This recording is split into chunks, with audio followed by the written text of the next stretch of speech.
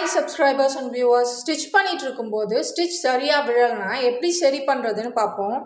Suppose கிளாத்துக்கு அடியில் loop formation வந்துச்சுன்னா நீடலில் கோர்க்கிற மேலே இருக்க த்ரெட்டோட டென்ஷனில் தான் ஏதோ ப்ராப்ளம்னு அர்த்தம்.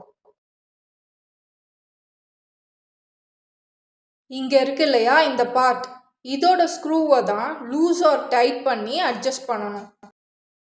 சப்போஸ் நம்ம ஸ்டிச் பண்ணிட்டு இருக்க கிளாத்துக்கு மேலே லூப் ஃபார்மேஷன் வந்துச்சுன்னா அடியில் இருக்க பாபின் கேஸை அட்ஜஸ்ட் பண்ணணும். இப்படி இழுத்து பார்க்கும்போது ரொம்ப லூஸாகவும் இருக்கக்கூடாது, ரொம்ப டைட்டாகவும் இருக்கக்கூடாது, மீடியமாக இருக்கணும். இங்கே தெரியுது இல்லையா சின்ன ஸ்க்ரூ, அதை லூஸாக டைட் பண்ணணும். மேலே இருக்க த்ரெட்டோட டென்ஷனும் பாபின் கேஸில் இருந்து வர த்ரெட்டோட டென்ஷனும் ஈக்குவலாக இருக்கான்னு இந்த மாதிரி இழுத்து பார்த்து செக் பண்ணணும்.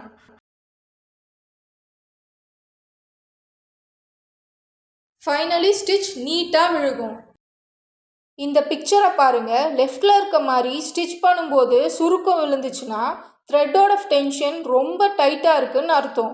அதுவே ரைட்டில் இருக்க மாதிரி லூப்ஸ் ஃபார்ம் ஆச்சுன்னா த்ரெட்டோட டென்ஷன் ரொம்ப லூஸாக இருக்குன்னு அர்த்தம். இந்த மாதிரி நிறைய டெய்லரிங் வீடியோஸ்க்கு என்னோட சேனலை சப்ஸ்கிரைப் பண்ணிக்கோங்க. தேங்க்யூ.